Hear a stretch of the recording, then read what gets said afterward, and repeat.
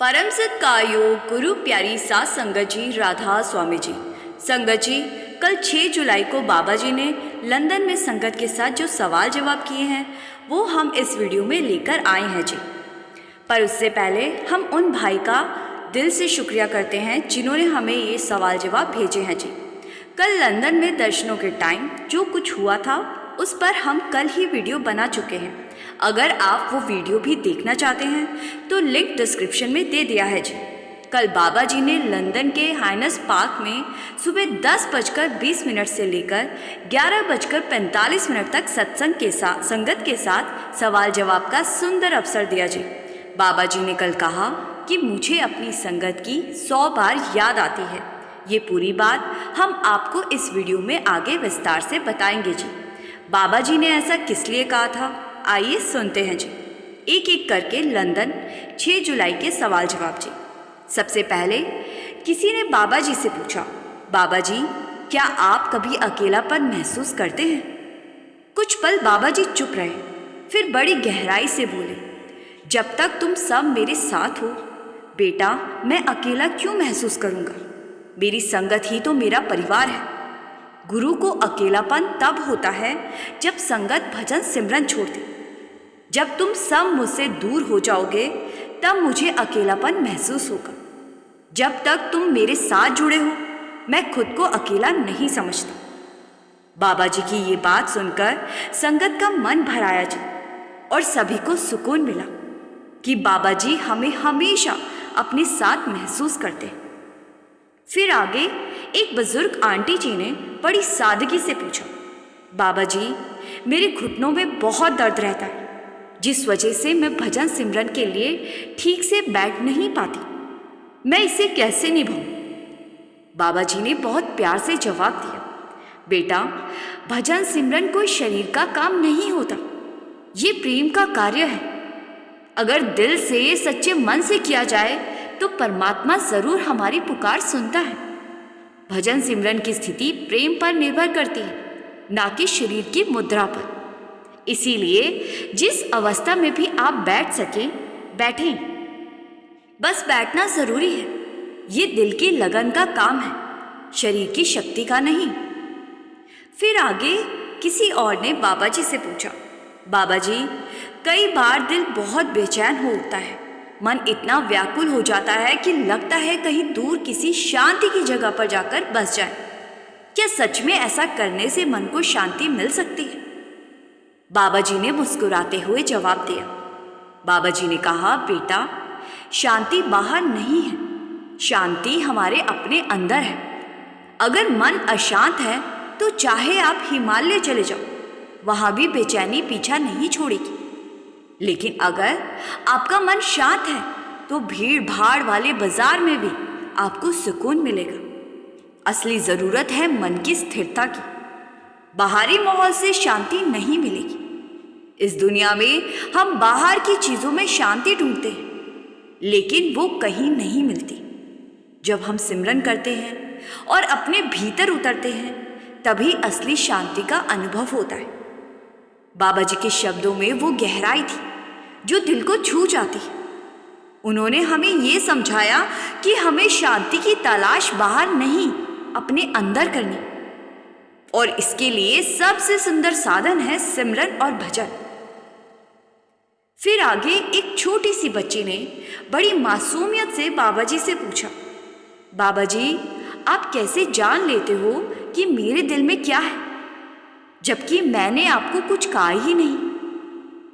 बाबा जी ने बेहद स्नेह और ममता से मुस्कुराते हुए जवाब दिया, बेटा तुम्हारा दिल तो हमारा अपना घर है।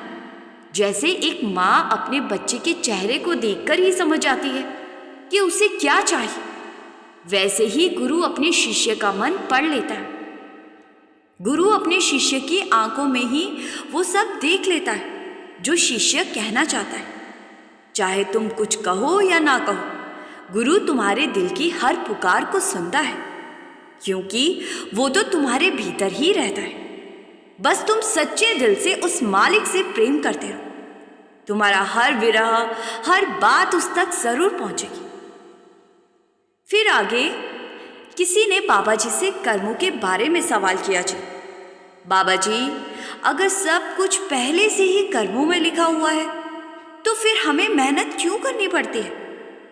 बाबा जी ने बहुत ही प्यार और सहजता से समझाया, बेटा, जो कुछ हमारी किस्मत में लिखा है वो तो हमें मिलेगा ही, लेकिन हम उसे कैसे जीते हैं ये हमारे हाथ में है।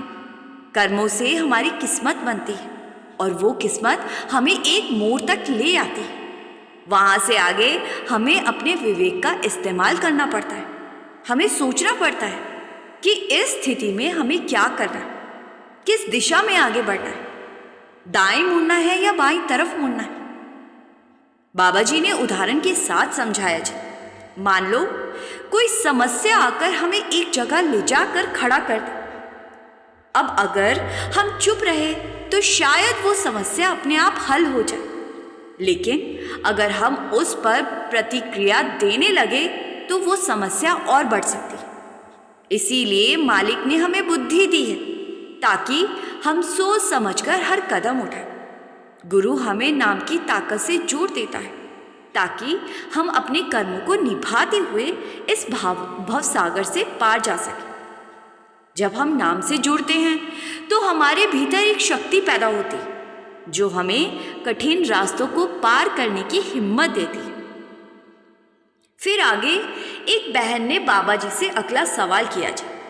बाबा जी, गुरु का काम तो हमें नाम देना है, क्या वो हमारी किस्मत भी बदल सकते हैं?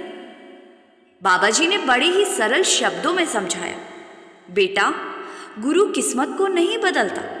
जब हम गुरु की संगत में आते हैं तो हमारी सोचने की दिशा बदल जाती है, हमारा नजरिया बदल जाता है। पहले हम कई बातों को समझ नहीं पाते, पर सत्संग में आने से हमारे जीवन में जैसे एक रोशनी फैलने लगती है। हम अज्ञानता के अंधकार से ज्ञान की ओर बढ़ने लगते हैं, और जब हमारा ज्ञान बढ़ता है तो धीरे धीरे हमारा जीवन खुद ब खुद बदलने लगता है, क्योंकि नाम की ताकत ही ऐसी है जो मुश्किल रास्तों को भी आसान बना देती है। गुरु की संगत में आकर हमारे कर्मों का प्रभाव ऐसा हो जाता है जैसे कांटे फूल बन जाए। फिर आगे किसी ने बाबा जी से पूछा, बाबा जी, जब हम भजन सिमरन में बैठते हैं तो अक्सर नींद आ जाती है, क्या वो नींद भी भजन सिमरन का हिस्सा मानी जाएगी? बाबा जी ने बड़े ही साफ शब्दों में कहा, बेटा, जो नींद आती है वो भजन सिमरन का हिस्सा नहीं होती, वो तो शरीर की थकान की वजह से आती है। भजन सिमरन दिल की लगन से होता है और नींद शरीर से जुड़ी होती है। भजन सिमरन का संबंध आत्मा से है और नींद का इस नश्वर शरीर से। बाबा जी ने आगे समझाया कि ध्यान करते समय नींद का आना एक स्वाभाविक सी बात है, लेकिन जब अनहद शब्द हमारे भीतर बस जाता है, जब वो ध्वनि हमारे अंतर में गूंजने लगती है, तब नींद खुद ब खुद दूर हो जाती है। तब भीतर एक जागरूकता आने लगती है, एक चेतना जाग उठती है। उस स्थिति में हमें अपनी सूरत का एहसास होने लगता है। लेकिन बेटा, अगर सच्चे दिल से ध्यान लगाते हुए भी नींद आ जाए तो जैसे ही हम उठे हमें फिर से सिमरन शुरू कर देना चाहिए। ये नींद भी एक अवस्था है और जैसे जैसे हम इन अवस्थाओं से ऊपर उठते जाएंगे, नींद आनी बंद हो जाएगी। फिर आगे इसके बाद किसी ने भावुक होकर पूछा, बाबा जी, क्या आपने कभी अपने गुरु को पुकारा है? तो बाबा जी ने बहुत ही विनम्रता से जवाब दिया, बेटा, गुरु माँ की तरह होता है, बल्कि माँ से भी अधिक प्रेम करने वाला होता है। हम सभी उसकी कृपा और रहमत के सहारे ही जीवन जी रहे हैं। गुरु का प्रेम कोई शारीरिक रूप नहीं है, गुरु तो शब्द है और वो शब्द हमारे भीतर है। शब्द गुरु सूरत धुन चेला। जब भी हम उस शब्द को पुकारते हैं, वो शब्द हमेशा हमारे साथ होता है। फिर आगे एक बहन ने थोड़ी भावुकता से पूछा, बाबा जी, जब हम आपसे दूर होते हैं तो हमें आपकी याद आती है, क्या आपको भी हमारी याद आती है? बाबा जी ने मुस्कुराकर बहुत ही सहजता से उत्तर दिया, बेटा, जब तुम मुझे एक बार याद करते हो तो मैं अपनी संगत को 100 बार याद करता हूँ। मेरी याद तो मौन होती है। गुरु और प्रेमी का रिश्ता ऐसा नहीं होता कि प्रेमी सवाल करे और गुरु हर बात का जवाब दे। गुरु तो हर बात सुनता है, मगर वही करता है जो शिष्य के लिए सबसे भला होता है। गुरु शिष्य की भावनाओं से जुड़ा होता है। तुम्हें लगता है मैं तुमसे दूर हूँ, मगर जो भजन सिमरन करता है मैं तो हमेशा उसके पास ही हूँ।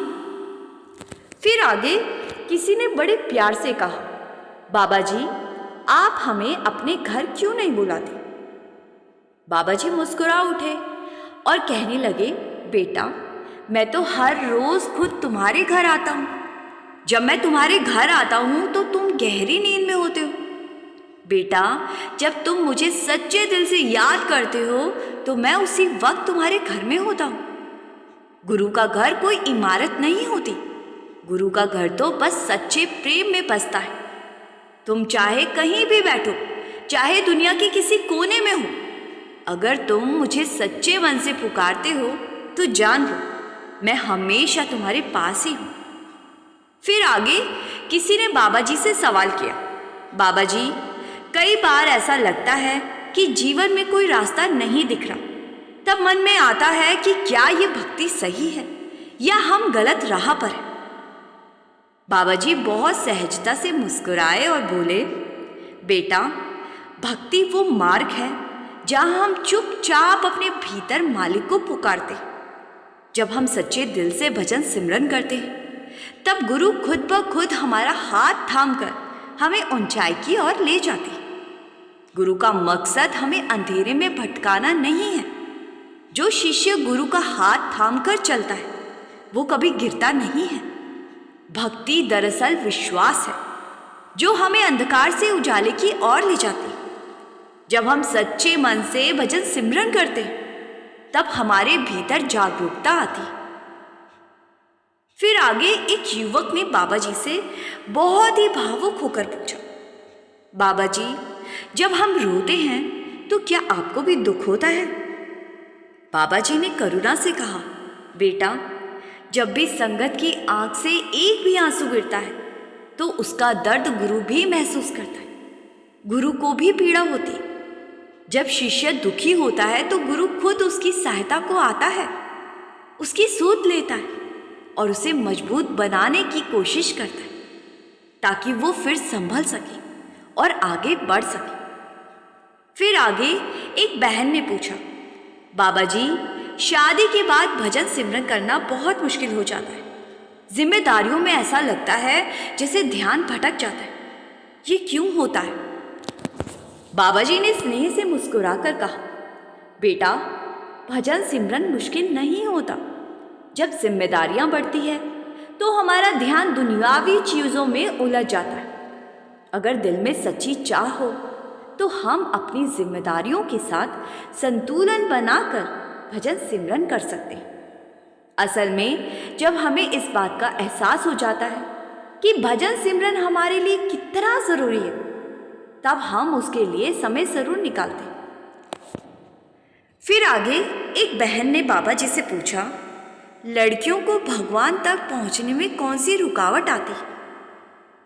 बाबा जी ने बहुत प्यार से समझाया कि बेटा, ये कौन कहता है कि भगवान तक पहुंचने में सिर्फ लड़कियों को ही रुकावट आती है?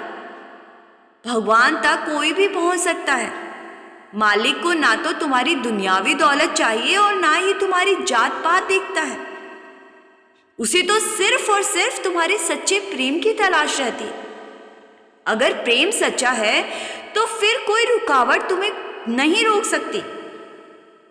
मीराबाई जैसे संतों की मिसालें हमारे सामने हैं, जो स्त्री होते हुए भी भक्ति में पुरुषों से कहीं आगे निकली। भक्ति आसान नहीं होती, मगर नाम लेकर हर कोई भक्ति कर सकता है। ये शरीर का नहीं, प्रेम और अंतर की अवस्था का विषय है। फिर आगे किसी ने बाबा जी से पूछा, अगर हम कोई गलती करें और फिर सच्चे मन से पछताएं तो क्या मालिक हमें माफ कर देता है? पर कई बार तो हम वही गलती दोबारा कर बैठते। बाबा जी ने बड़े प्यार से कहा, बिल्कुल बेटा, मालिक की दया से जब हम गलती करते हैं और सच्चे दिल से पछताते हैं तो वो ज़रूर माफ़ कर देते, लेकिन हमारा पछतावा सच्चा होना चाहिए। ऐसा ना हो कि हम बार बार एक ही गलती दोहराएं। अगर बार बार वही गलती करेंगे तो वो सच्चा पछतावा नहीं कहलाएगा। हमें अपनी गलतियों से सीखना है। अगर हम बार बार एक जैसी गलती करेंगे तो उसका बोझ हमें ही उठाना पड़ेगा। संगत जी, ये सवाल जवाब कल 6 जुलाई को सुबह लंदन में हुए थे जी। अब मैं आपको एक बहन की सच्ची घटना सुनाने जा रही हूँ जी। जब एक दिन डेरे सेवा में जाते टाइम इसके सामने एक ऐसी समस्या आ गई कि या तो सेवा को चुने या फिर उस समस्या का निपटारा करे, तो बाबा जी ने ऐसा कमाल कर दिया कि ये बहन देखती की देखती रह गई जी। ये घटना एक ऐसी सत्संगी बहन की है जिसका नाम सिमरन था जी, जिसका बाबा जी से प्रेम अटूट था और जिनका जीवन गुरु चरणों में समर्पित था। सिमरन की दिनचर्या का सबसे बड़ा सुख था, जैसा उसका नाम था वैसे ही उसका काम था।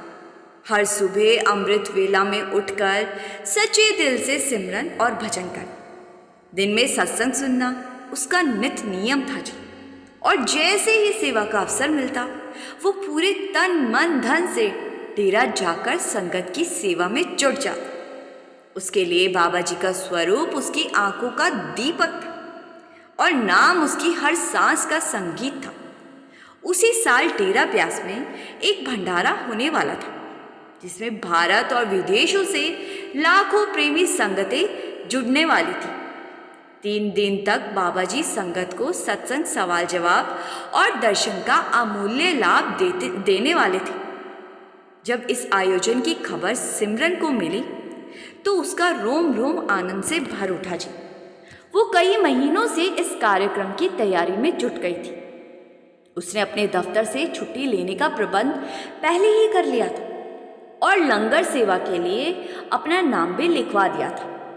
उसके लिए इससे बड़ी खुशकिस्मती क्या हो सकती थी कि गुरु घर में सेवा करने का मौका मिले। वो हर रोज यही सोचती रहती कि कब वो डेरा पहुंचेगी, गुरु के दर्शन करेगी और संगत की सेवा का सुख पाएगी। सेवा में जाने में अब बस 2 ही दिन बचे थे। उसने अपना सामान ठीक से रख लिया था। दिल तो जैसे बार बार यही कह रहा था कि पंख लगे और उड़कर डेरा पहुंच जाओ, लेकिन मालिक की रजा कुछ और ही थी। ठीक उसी समय एक ऐसी घटना घट गई जिसने सिमरन की सारी खुशियों को जैसे पल भर में थाम लिया। उसके पड़ोस में शांति अम्मा रहती थी, जिनकी उम्र 80 से 85 साल की थी। वो अकेली थी। उनका स्वभाव कुछ सख्त था, इस कारण लोग उनसे ज़्यादा मेलझोल नहीं रखते थे। उनके बच्चे दूर शहर में रहते थे और कभी कभार फ़ोन पर हालचाल ले लिया करते थे। सिमरन भी रोज़ उन्हें दूर से हाथ जोड़कर प्रणाम किया करती थी। उस शाम अचानक शांति अम्मा के घर से करहाने की आवाज़ें आने लगी। सिमरन का दिल बेचैन हो उठा। पहले तो उसने उनके दरवाजे पर दस्तक दी, लेकिन भीतर से कोई आवाज़ नहीं आई। अब घबराहट में उसने धीरे से दरवाजे को धक्का दिया तो दरवाज़ा खुल गया। अंदर का दृश्य देखकर उसके होश ही उड़ गए। शांति अम्मा जमीन पर बेसुध पड़ी थी। तेज बुखार से उनका शरीर तप रहा था। अब भला कोई इंसान ऐसी हालत में किसी को यूं बेसहारा कैसे छोड़ सकता है? फिर शांति अम्मा तो उसकी पड़ोसन थी। सिमरन ने देर न करते हुए तुरंत डॉक्टर को बुलाया। डॉक्टर ने आते ही हालात देखे और बताया कि शांति अम्मा को गंभीर निमोनिया हो गया है और उनकी हालत ऐसी है कि पल पल देखभाल की बेहद ज़रूरत है। डॉक्टर ने गंभीरता से कहा कि अगर हालात और बिगड़े तो शांति अम्मा को अस्पताल में भर्ती करना पड़ेगा, लेकिन अभी उनकी हालत ऐसी नहीं है। कि कोई ऐसा होना चाहिए जो पल पल उनकी देखभाल कर सके। सिमरन ने तुरंत अम्मा के बेटों को फ़ोन मिलाया। बेटों ने मजबूरी बताई कि वे किसी ज़रूरी काम से बाहर है और कम से कम 3-4 दिन तक लौट नहीं सकते। उन्होंने बड़ी मिन्नत से सिमरन से कहा कि अगर वो कुछ दिन अम्मा का ख्याल रख सके तो उनका बड़ा उपकार होगा। ये सुनते ही सिमरन का दिल जैसे 2 राहों पर बट गया। एक तरफ वो सपना था जिसे वो बरसों से संजोए बैठी थी, अपने सद्गुरु के दर पर जाकर संगत की सेवा करने और बाबा जी के दर्शन करने का सपना। और दूसरी ओर शांति अम्मा थी जो इस वक्त सबसे ज़्यादा लाचार और किसी सहारे की मोहताज थी। दिल की गहराई में पीड़ा उठी। आंखें बंद करके वो बाबा जी से अर्ज करने लगी, हे मेरे मालिक, ये कैसी परीक्षा है। मैंने तो कब से इस पल का इंतज़ार किया था। आपकी संगत की सेवा करने की आस लगाई थी, आपके दर्शन की चाह रखी थी, और अब जब मौका मिला तो मेरे सामने ये कैसी मजबूरी खड़ी कर दी। थोड़ी देर तक तो भीतर ही भीतर वो इस उलझन से जूझती रही। फिर उसके दिल में कहा, हो सकता है यही मालिक की मर्जी हो सकता है यही असली सेवा का मौका हो। उसने अपने मन को समझाया और खुद को शांति अम्मा की सेवा में लगा दिया। उसकी आंखों से आंसू बह निकले, मगर उसने आंसुओं को पोंछा और अपने फर्ज को निभाने लगी। पहली रात बहुत भारी गुजरी। शांति अम्मा दर्द से करहाती रही और सिमरन पूरी रात उनके माथे पर ठंडी पट्टियां रखती रही। डॉक्टर की दी हुई दवाएं समय पर देती, पानी पिलाती, सिरहाने बैठी उनकी हालत देखती रहती। उसका शरीर तो उस कमरे में था, लेकिन दिल बार बार ब्यास की ओर दौड़ जाता। वो बार बार यही सोचती कि इस वक्त तो संगत डेरा पहुंच रही होगी, हर ओर राधा स्वामी की गूंज हो रही होगी, प्रेम से भरा वातावरण, भक्ति का समंदर, और लोग एक दूसरे को राधा स्वामी कहकर अपनी आत्मीयता जता रहे होंगे। और वो खुद इस छोटे से अंधेरे कमरे में बैठी एक बीमार बुजुर्ग की सेवा कर रही थी, जो उसके लिए एक तरह से अजनबी ही थी। अगली सुबह भारी मन से उसने वो बैग निकाला जिसमें उसने डेरा जाने का सारा सामान सहज रखा था। एक एक करके सब चीज़ें, कपड़े, ज़रूरत का सामान निकाल कर अलमारी में वापस रख दिया। उसका दिल भारी हो गया, जैसे दिल पर कोई बड़ा बोझ रख दिया। उसने खुद से कह दिया कि अब इस बार डेरा जाना नहीं होगा। दिल में कसक थी, एक टीस थी, एक ऐसी शिकायत थी जो शब्दों में नहीं ढल पा रही थी। फिर भी सिमरन ने शांति अम्मा की सेवा में कोई कमी नहीं छोड़ी। समय पर खाना देना, दवा देना, उनके कपड़े धोना, हर ज़रूरत का ध्यान रखना वो सब कर रही थी। मगर उसका दिल भीतर ही भीतर रोता था। वो खुद को बार बार यही समझाती कि ये भी सेवा है, लेकिन दिल में कहीं ना कहीं वो टीस बनी रहती थी कि वो उस सेवा से वंचित रहती जिसके लिए वो कब से तरस रही थी। उसको दुख इस बात का था कि शांति अम्मा के खुद के बच्चे तो यहाँ आए नहीं और मुझे फंसा दिया। इसी तरह एक दिन शांति अम्मा को होश आया। उन्होंने अपनी कमज़ोर आंखें खोली और बहन की ओर देखकर धीमे स्वर में पूछा, बेटी तू कौन है? मेरी इतनी सेवा क्यों कर रही है? बहन ने धीमे से कहा, अम्मा जी, मैं आपकी पड़ोसन हूँ। क्या आप मुझे भूल गई? आपके बच्चे बाहर हैं, इसीलिए मैंने सोचा कि इंसानियत का रिश्ता निभा लूँ और आपकी देखरेख करूँ। ये सुनते ही शांति अम्मा की आंखों से आंसू बहने लगे। वो भराई आवाज़ में बोली, मेरे अपने तो मुझसे इस हालत में छोड़ गए और एक गैर मेरी सेवा कर रही है। तू कोई साधारण लड़की नहीं, तू तो मेरे लिए देवी का रूप है। शांति अम्मा के ये शब्द सुनकर बहन का दिल और बुझ गया। वो मन ही मन सोचने लगी, देवी नहीं अम्मा, मैं तो वो बदनसीब हूँ जो अपने गुरु के चरणों में नहीं पहुँच सकी। उस शाम बहन ने भारी मन से अपना फ़ोन उठाया और सत्संग सुनने लगी। जैसे ही सत्संग की आवाज़ उसके कानों में पड़ी, हजूर महाराज जी की मधुर आवाज़ गूंज उठी। हजूर जी कह रहे थे कि तुम मुझे ब्यास में ढूंढते फिरते हो, मेरी तस्वीरों में, सत्संग घरों में खोजते हो, लेकिन मैं वहाँ नहीं हूँ। मैं तो वहाँ हूँ जहाँ कोई दुखी, कोई लाचार, कोई पीड़ित इंसान तुम्हारी मदद की राह देख रहा है। भूखों को रोटी खिलाना ही मेरा लंगर है। किसी दुखी के आंसू पोंछना ही मेरा असली सेवा है। बीमार की देखभाल ही तो मेरी सच्ची भक्ति है।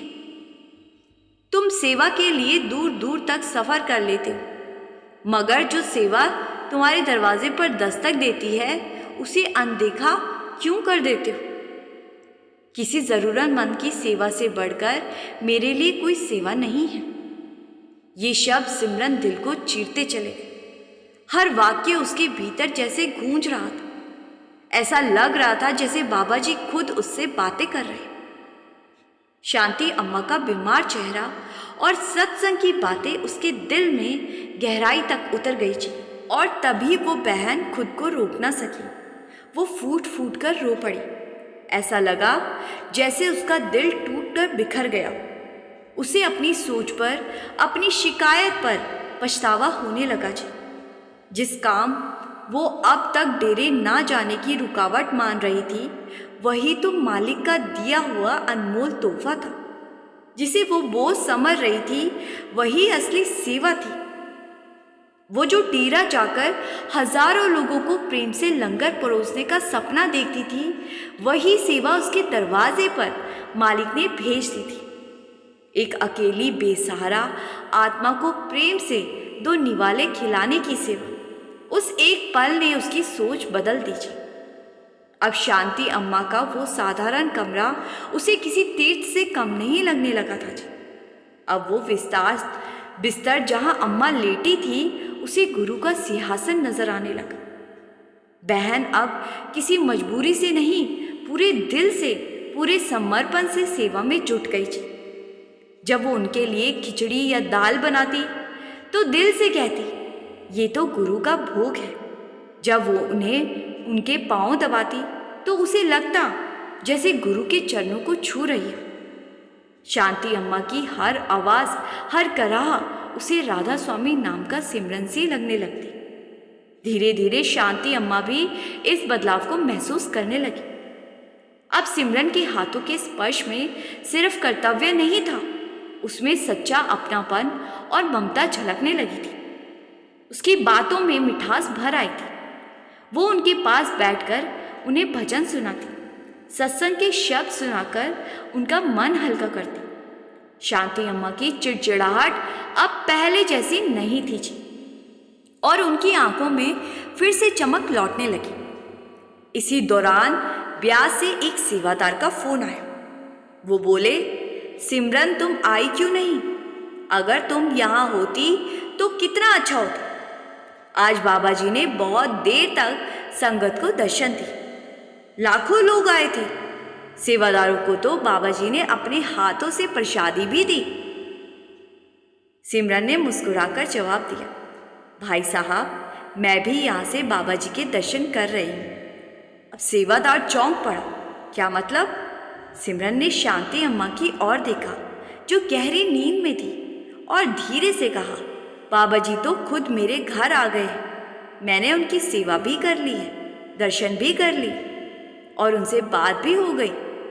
इससे बड़ा सत्संग और इससे बड़ी सेवा और क्या होगी?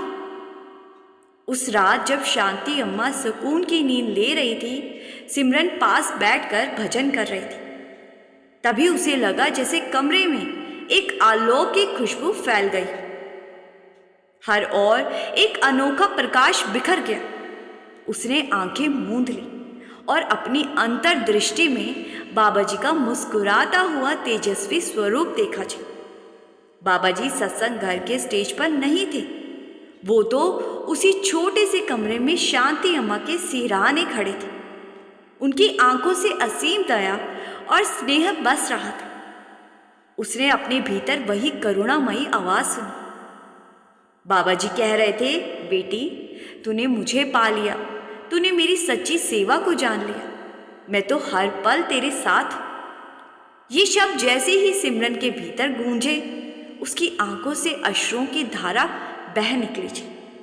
उस क्षण उसे पूरी तरह समझ आ गया कि परमार्थ का रास्ता किसी खास जगह जाकर बैठने या किसी बड़ी सेवा को अंजाम देने का नाम नहीं है।